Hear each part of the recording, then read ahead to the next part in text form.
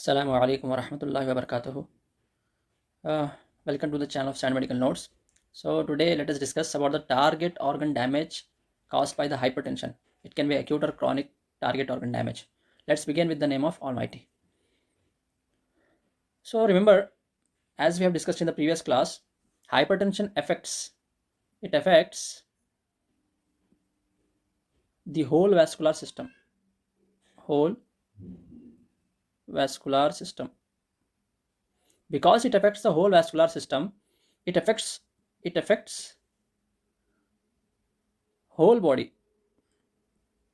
Okay, but here we will discuss the important organs which are affected here. Okay, so the important organs are, so no need to, so it is the heart, brain, kidney, eyes. These are the organs which yes, these are the organs which are focused, four organs, main organs which are focused, which are discussed in the target organ damage caused by the hypertension. Okay, so we'll discuss one by one now. So as the definition given, hypertension is a multi-system disorder. The clinical focus must extend beyond the brachial pressure, leading to the silent damage accumulating in the vital organs. So we'll discuss about the, although every organ is affected by this hypertension, but we'll discuss about the vital organs which is affected by this. So let's first we begin with the heart. So the changes in the heart or the cardiomyopathy which is caused by the hypertension is known as the hypertensive heart disease. Hypertensive heart disease. Remember this terminology: hypertensive heart disease, or also known as hypertensive cardiomyopathy. Cardiomyopathy. Okay, hypertensive heart disease or hypertensive cardiomyopathy. Okay. So what are the components of that? So remember, hypertension primarily affects the heart. It is the primary target. Okay, and it causes left ventricular hypertrophy. This left ventricular hypertrophy causes diastolic dysfunction, which leads to heart failure. And because of this left ventricular hypertrophy only, the risk of atrial fibrillation is increased in patients with chronic hypertension associated with left ventricular hypertrophy. Why? Because there is structural change in the heart muscle. So that structural change will act as a substrate for arrhythmias. The most common among that is atrial fibrillation. So left ventricular hypertrophy, which will lead to heart failure and atrial fibrillation. Okay, this is the primary target. That's why just not just taking the cutoff of BP, we should also calculate the cardiovascular risk associated with the hypertension whenever we are identifying a hypertension. We are diagnosing a new hypertension in an individual. Okay, so primary target is the heart. The heart is the main organ affected by sustained high afterload. Afterload is nothing but the peripheral vascular resistance. As we have discussed, because of hypertension, there is stiffness of the aorta and stiffness of the small arteries. So because of that, the load on the heart increases. So that affects the heart. So this leads to structural and functional changes in the heart. What is that structural? Hypertrophy, functional, arrhythmias. Okay. So whenever there is hypertrophy, remember 50% of untreated hypertensives, you can see this left ventricular hypertrophy via the echocardiography.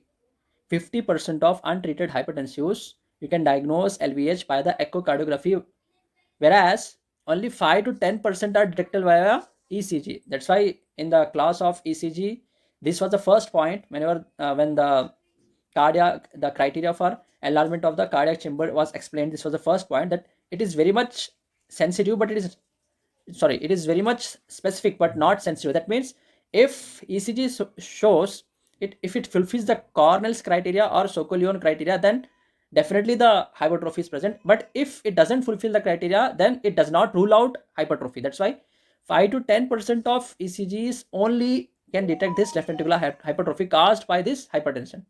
So if you take an ECG for patient which is coming newly diagnosed hypertension, and if you're not able to see hypertrophy criteria fulfilled in that ECG, then you shouldn't think that the person might not be having hypertrophic changes. That is confirmed by echocardiography actually. Okay, so there are two types of hypertrophy: concentric hypertrophy and eccentric hypertrophy. Eccentric hypertrophy leads to dilated cardiac myopathy. Remember this point. So there is chamber dilation actually.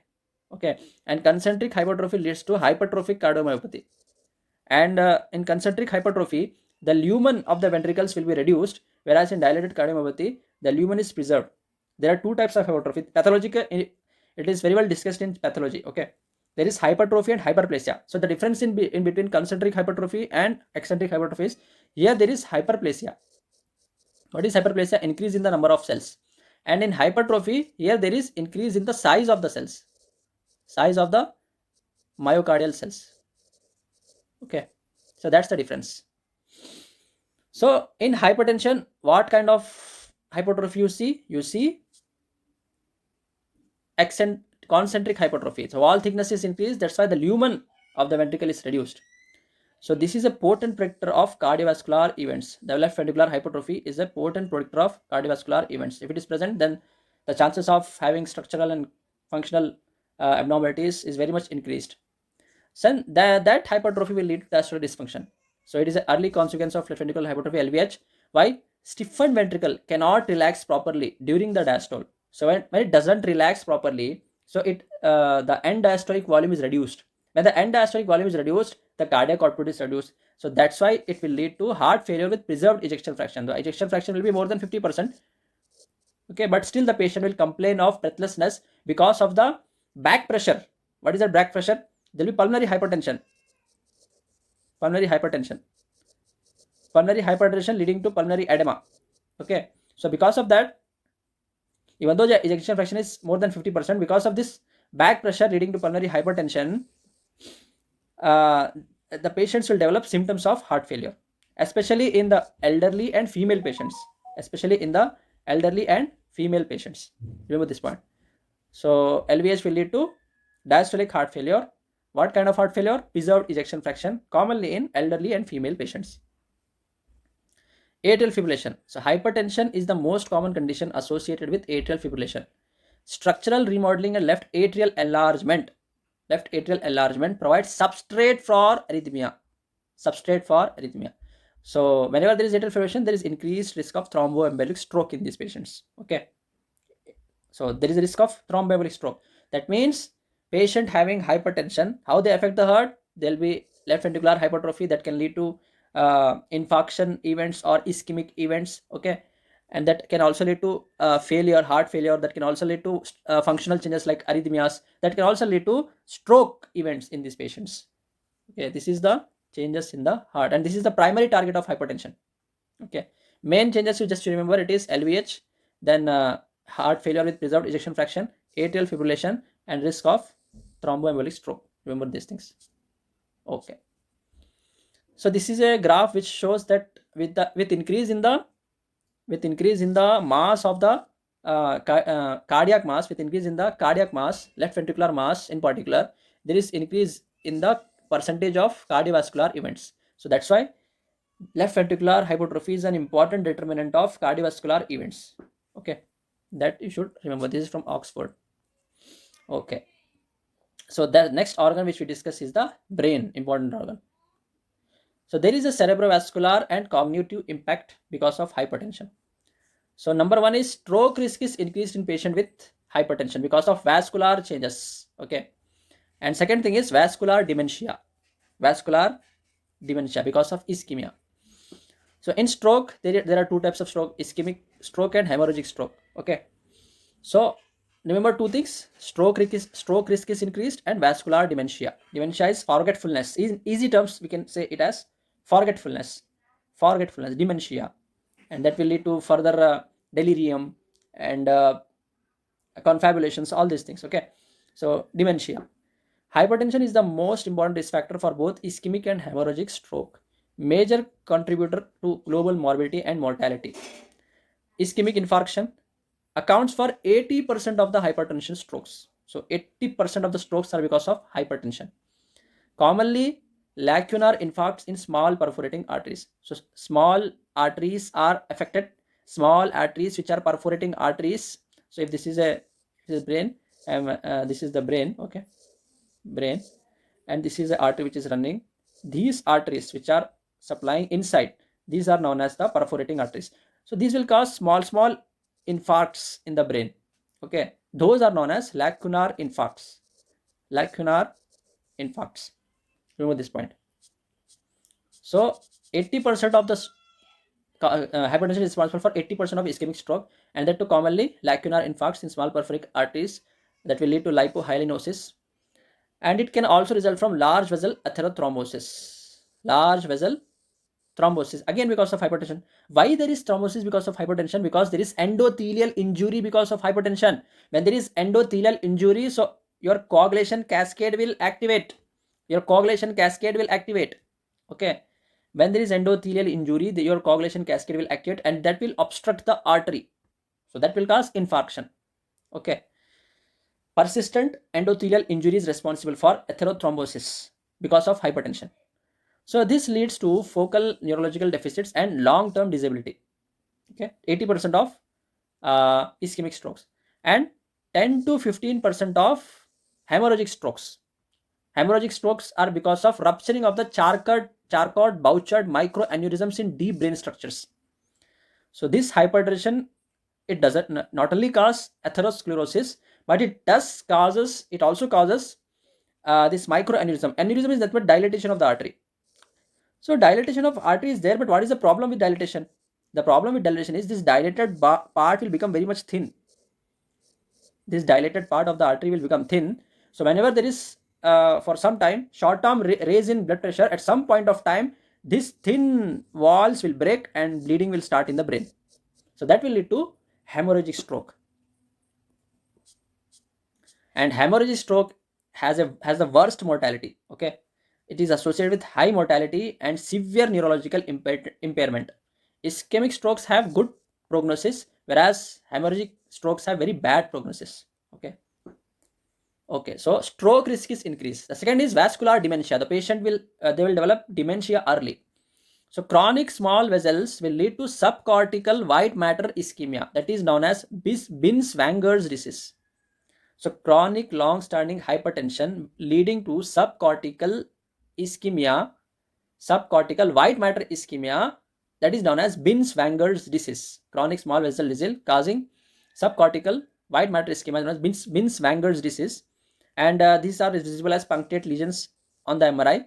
And there is a strong link between midlife hypertension and late life cognitive. I said no. So a person developing in midlife hypertension and it is uncontrolled, then in late life he will develop dementia very much early than other individuals. So there is progressive cognitive impairment and dementia. Okay, so they will what is dementia? They will develop forgetfulness very much early. They will not be able to recognize the individuals which they used to recognize previously, that is known as, and they will not be able to do those tasks which they were able to do previously. Apraxia, all these things. So these are all the components of dementia. The early sign of dementia is forgetfulness. Okay, the stroke risk is increased and dementia will develop early because of chronic small vessel disease that will cause ischemia of the subcortical white matter, that is nothing but Binswanger's disease. So next organ which is affected is in the abdomen, that is heart in the chest, brain in the head, and kidney in the abdomen. So kidney will develop similar to like heart that develops hypertensive heart disease, or also known as hypertensive cardiomyopathy. Here you develop hypertensive kidney disease, or also known as hypertensive nephropathy. So what is the change there? So you will have glomerulosclerosis. What is, as the term suggests, there is fibrosis of the functional unit of the nephron. What is that functional unit of the nephron? That is nothing but the glomerulus. Glomerulus is the functional unit of the nephron. Glomerulus. So there will be afferent arteriole, and here there will be glomerulus, and there will be efferent arteriole. This is the Bowman's capsule. So this is fibrosed. This is the very much here only the filtration takes place, no, urine. So this will get fibrosed because of chronic hypertension. Okay, and the early sign of kidney injury, the earliest sign of kidney injury is nothing but the microalbuminuria. So both renal damage is both a consequence and it is a cause of hypertension. Risk increases continuously across BP distribution, creates a vicious cycle of worsening hypertension and kidney injury. So hypertension will cause kidney disease, kidney disease will cause hypertension, hypertension will cause kidney disease will cause hypertension. So this is a vicious cycle. Okay, so the first earliest sign is the microalbuminuria, nothing but if the urine albumin creatinine ratio is more than 30 or between 30 to 100 milligram per gram of urine, then per gram of creatinine, then that is the earliest sign of nephropathy. And the most common cause, remember this is hypertension nephropathy actually. Most common cause along with hypertension which is responsible for kidney injury is diabetes. Diabetes also causes glomerulosclerosis. Okay, so this is the early marker of renal injury and systemic endothelial dysfunction. This is a very important point. Okay, it's a very important point. So microalbuminuria is not just the earliest marker of kidney injury, it is an early marker of systemic endothelial dysfunction. That means the endothelium of the arteries of the whole body is affected. Okay, if microalbuminuria is present, then endothelium of the arteries of whole body are affected. That is the signification of this microalbuminuria. So the patient can develop eye disease, brain disease, heart disease, everything. Okay, so this serves as an early warning sign for progressive nephropathy and cardiovascular risk. So one thing is hypertrophy, second thing is this kidney. So kidney disease is also an important risk factor for cardiac disease. Okay, when there is kidney disease present, that means the cardiovascular risk is increased indirectly. So gradually what will happen after microalbuminuria? What will happen? The kidney will lose its functional mass. The parenchyma of the kidney is lost and it is replaced by the scarring tissue. And the size of the kidney will progressively, it will decline. Size of in ultrasonography or CT scan, if you see, size will decline early, not in early disease, but it progressively after say from 10 to 15 years or 20 years, the size is decreased. Okay. So sustained high intraglomerular pressure leads to focal scarring of the, means suppose this is kidney. So here, so focal scarring will develop initially, then global scarring will develop if uncontrolled. Okay, GFR often preserved in mild essential hypertension, severe this is in chronic. Okay, so remember there are short-term effects of hypertension and there are long-term effects of hypertension. What we are discussing here are the long-term effects of hypertension. Short-term of effects of hypertension on heart is nothing but heart failure, okay, or arrhythmia. You may not have any hypertrophy or something like that, but you may develop these things, or infarction. Hypertensive encephalopathy in brain, short-term effect, and in kidney, acute kidney injury you may develop. That is a short-term effect. Okay, in eye you can develop severe hypertensive retinopathy. So that is a short-term. Long-term effect. So it is similar to the chronic organ disease and acute organ injury, like acute kidney injury and chronic kidney disease, acute lung injury and chronic lung disease, acute neurological deficit and chronic neurological disease. So it is similar to that. So there is acute hypertensive injury versus chronic hypertensive disease. Okay, so severe or accelerated hypertension is nothing but acute emergency, okay, that can rapidly progress to end stage renal disease.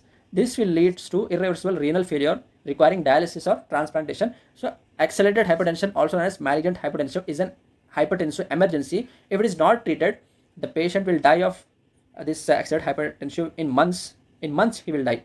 Okay, because there is accelerated injury of the accelerated fibrinoid necrosis of the arteries. So when the arteries are affected globally, everything is affected and the patient life will be threatened. Okay, so that's about the kidney injury. What is the message from this is? The message from this is, so first patient will develop microalbuminuria, that is not only marker of kidney injury but also systemic endothelial dysfunction and marker of cardiovascular risk. Later on glomerulosclerosis will develop, but if patient has accelerated hypertension not controlled, nothing but more than 180 systolic and more than 110 diastolic BP for many months, then he will develop rapidly end stage renal disease. Very fast the kidney will get fibrosed. That is the thing. Sorry. Okay, that's about kidney. So next thing is the eyes. The eyes, as mentioned here downside, eyes. Hypertensive retinopathy is the next thing. So there is a classification called as Keith-Wagner classification to grade this hypertensive retinopathy. So retinal disease caused by hypertension. So retinal imaging allows for only, this is important point, only direct clinical visualization of microvasculature. So as we have discussed in the kidney, microalbuminuria signifies systemic endothelial dysfunction. Similarly, you see the arteries, retinal arteries in the fundus, meaning in the eye, then that will give an indirect clinical visualization of the microvasculature of the whole body. So that's all. This fundoscopy is very important. So every physician must have the basic knowledge of fundoscopy, and he should have that fundoscope, direct ophthalmoscopy fundoscope in his hand, in his table, on his table, and he should know the basics of the fundoscopy so that he can recognize a diabetic patient or a CKD patient or a patient coming with high hypertension. So if he sees the eyes, he should recognize what type of retinopathy it is, whether it is severe or it is mild. So fundoscopy is important to know basic fundoscopy. So it is not only the job of ophthalmologist, physician should also know some basics of this fundoscopy. So Keith-Wagner classification is widely followed to gauge the changes. So grade 1 is there is thickening of the arterioles. So that will lead to tortuosity and silver wiring also, or copper wiring. Silver wiring and copper wiring. These are the terms which are discussed. What are these? I will say. So these are seen in chronic stable hypertension. Silver wiring and copper wiring. Grade 2 is silver wiring and copper wiring with AV nipping. AV nipping is because of increased vessel wall thickness of the arterioles. Then third one is flame-shaped hemorrhages and cotton wool spots. So these are hemorrhages. Cotton wool spots is nothing but ischemia. That is the marker of acute retinal ischemia or infarction. And grade 4 is grade 3 changes along with papilledema, that is with optic disc swelling. This is seen in malignant phase of hypertension or in cases where there is raised intracranial pressure. Okay. So this is one classification, Keith-Wagner classification. So same thing you can see here. So this is a normal fundus. So first there will be vasoconstrictive phase pathologically. So this is the optic disc as marked. This is the central retinal artery, central retinal vein, fovea, okay, fovea, macula in the fovea is the this spot, and retinal venules and retinal arterioles. So retinal arteriole. So this thing you should remember. So the first change which is going to happen is the generalized narrowing of the arteriole. So what will happen is, the thing which happens is, when there is generalized narrowing, so the thickness of the wall of the arteriole is increased, whereas the diameter of the arteriole is decreased. So when you see through the fundoscope or the ophthalmoscope, the light is reflected back towards the physician eye as if some silver shining or copper shining is there. Silver shining or copper shining is there. So that is nothing but silver wire sign or copper wire sign. Okay. So that is copper. So the reflection of the light is like that. So that's why that name is given. Copper like color or silver like color. So next thing is the thing which is going to happen is sclerotic phase. Okay. What will happen? The wall will get opacification. Okay. And what will happen is, the arteriole where it is crossing the venule, it will compress the venule at that side. So see here, the diameter of the venule is decreased here. The diameter of the venule is decreased, blue. So this is known as AV nipping. So this is seen in sclerotic phase. Okay. So this is the normal arteriole.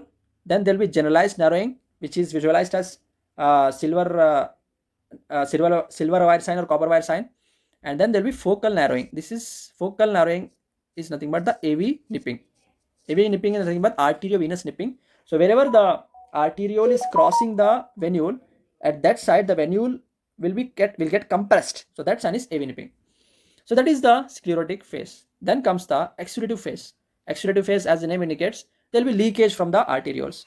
So RBCs, when they leak, they will form flame-shaped hemorrhages because they resemble as flame, or dot and spot hemorrhages. These are known as dot and spot hemorrhages. They will also the patient will also have in the exudative phase hard exudates. Hard exudates are nothing but the leakage of fats and calcium. Okay. So they will accumulate. They are known as hard exudates. Cotton wool spots are nothing but the ischemic regions of the retina. They will appear as fluffy cotton-like opacities on the fundus. Those are known as cotton wool spots. So this is the exudative phase. This is a pathological classification to understand the stages of retinopathy. And next, the thing which is going to develop is the disease of the choroid. So remember, there are three layers of eyeball. Okay, so retina, inner, then choroid, then sclera. So choroid is affected, the next choroidopathy. So the thing which is going to happen is there is ischemia or infarction of the choroid, and sometimes there is separation of the retinal layer from the choroid layer. Choroid layer is actually the vascular layer of the eyeball. Okay, so there are two things, these are rare but need to mention. Sea greased streaks. Sea greased streaks are nothing but uh, they are sign of these both are the signs of ischemia. And Escherichia spots, this is the sign of ischemia. Sea greased streaks are nothing but a sign of ischemia of the choroid, and Escherichia spots are nothing but signs of infarct. So they will have a central dark dot surrounded by some opacity. So these are known as Alchinic spots and sea grist streaks, which are named after the persons which have described these changes. Okay, so sometimes the patient will develop exudative retinal. This is a very bad thing which is going to happen. So there is a leakage in between the retina and the choroid. That's why there is separation of retinal layer from the choroid. There is macular edema also. Okay, so there is choroidopathy. Then the last thing is optic disc swelling. So when remember, there is in normal fundus, you will see the margins of the optic disc yellowish white like margin very well, but these margins are, you will not be able to appreciate these margins. These margins are blurred when there is optic disc swelling or papilledema. So that is a severe case of hypertensive eye disease, retinopathy. Okay, so let us see, this is the pathological classification just to revise. So first of all, there will be a vasoconstrictive phase. Because of that there is silver wiring and copper wiring. Then there is a sclerotic phase because of the AV nipping. Exudative phase will lead to cottonwool spot, hard exudates, flame shaped hemorrhage, dot and blot hemorrhages. Then choroidopathy, then papilledema. Okay, optic neuropathy. Let us see same things. Grade 1 is vessel narrowing. Grade 2 is moderate changes with some leakage. Grade 3 is pronounced hemorrhages and cottonwool spots. And grade 4 is optic disc swelling. The margins of the disc will be blurred. Okay. To make it easy, Oxford has made this 1 and 2 as mild retinopathy and labeled, and grade 3 and 4 as severe eye disease. So mild eye disease and severe eye disease. Severe eye disease nothing but cottonwool spots, heart exudates, flame shaped hemorrhages, papilledema. All these things are considered as severe eye disease according to Oxford, and these are considered AV nipping, silver wiring, copper are considered as mild eye disease. In order to make it proper differentiation and have a good clinical application. So Oxford has described this as like this: mild, moderate, and severe eye disease. Okay, remember, mild and severe eye disease. So you can see here, according to the Keith-Wagner classification, you are able to see. So this first image you can see here. See this thing. What is this? This is a arteriole, but when you are these are images of fundoscope. So this is looking as a copper wire, isn't it? And here you see. Okay, and tortuosity of the arterioles are increased. So these changes are nothing but grade 1. Okay, here it is mentioned tortuosity is increased and there is silver wiring. It is appearing as silver, chandi. Okay, or copper, tamba. Grade 2 is you will have nipping. See here, so it is somewhat not good image, but wherever the arterioles are small in diameter, venules are large in diameter. These are venules, this is venule, and this is artery. Wherever this artery is crossing the venule, you will have the compression of the venule. So that is AV nipping. That is a grade 2. Okay. Then, so see here, there are hemorrhages. Okay, hemorrhages you are able to see, flame shaped hemorrhages. Okay, flame shaped dot and blot exudates also you are able to see. So this is grade 3. Okay, then comes the grade 4 where there is, so you are not able to, this is the optic disc, you are not able to differentiate the margins of the optic disc. There is papilledema. So this is the grade 4 according to Keith-Wagner classification. So this is according to Keith-Wagner classification, but according to Oxford, so if you follow Oxford, clinically it will be easy to interpret and give treatment to the patient. So these classification also, they are good but difficult to distinguish. But as a physician, this the mild and severe disease, which is disease of the eye, which is classified by the Oxford, is easy to follow. See here. So copper wiring, silver wiring, and AP meaning nothing but G1 plus G2 are considered as mild disease, G3 plus G4 are considered as severe disease. So this is optic distilling, this is cotton wool spot. Okay, these two are cotton wool spots. Okay, there is macular edema also, everything will be there. So you can see here signs of mild hypertensive retinopathy, signs of severe hypertensive retinopathy. So when you differentiate this into two, then the decision becomes easy, and then uh, to diagnose it becomes very easy. Clinically it is very much helpful. Okay, that is the point. So remember these things. So whenever there is hypertension, there are chances of central retinal artery occlusion or central retinal vein occlusion. So whenever you are having central retinal artery occlusion, if you divide this into 4 quadrants, okay, from the here, okay, so in all the quadrants you are to see, you are seeing hemorrhages. So this is a case of central retinal vein occlusion involving all the 4 quadrants. Similarly also you can see here, so this, if you divide into 3 quadrants, in one quadrant you are able to see here hemorrhages.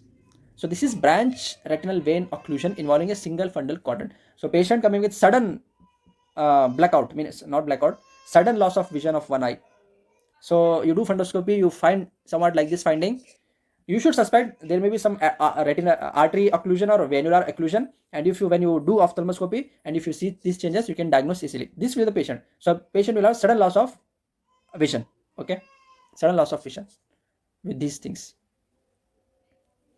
This venular occlusion. And in a artery occlusion, so you will have something known as a characteristic cherry red spot you will see in the macula when there is central retinal artery occlusion.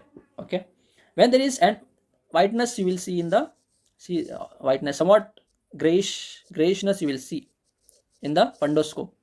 So this grayishness is nothing but the ischemia. Because of ischemia only you will have cotton wool spot. They are nothing but whitishness. Okay, so the most important sign is a cherry red spot which is seen centrally. So this is the sign of central retinal artery occlusion. Or if one branch is involved of the central artery, then you will see in one quadrant, you can see here whitishness, grayish white patch you can see. So this is a sign. So there in venular occlusion you are seeing hemorrhages, but here what you will see ischemic things, nothing but whitishness. Okay, here also you can see one cotton wool spot. Okay, that is retinal artery branch occlusion. Retinal artery branch occlusion. So that was all about the target organ damage. So this thing is very much important. Ophthalmoscopy, which use many clues in patient with diabetes and hypertension. So a physician must have the basic knowledge of fundoscopy, and he must be able to do fundoscopy in a patient with diabetes and hypertension, so that he may recognize any sudden target organ damage. So easiest way to recognize target organ damage is to see the eye with fundoscopy or direct ophthalmoscopy. So immediately a person coming with accelerated or migraine hypertension, immediately will diagnose target organ damage. Otherwise you need to do some if patient doesn't have any symptoms, you need to do urine routine like thing. If you have what do you call RBCs and protein there, then you will say then that is a accelerated hypertension. Okay, that is a late thing. But if you have fundoscope in your hand, you can diagnose target organ damage. You can see the eyes. Seeing the eyes is like seeing the whole system, whole organ system which is getting damaged. So eyes are the eyes to visualize the whole organ system. Eyes are the eyes to visualize the whole organ system. Eyes are the eyes to visualize the whole organ system. That's why fundoscopy is very important in diabetes and hypertension. Thank you. We'll discuss other things in next class.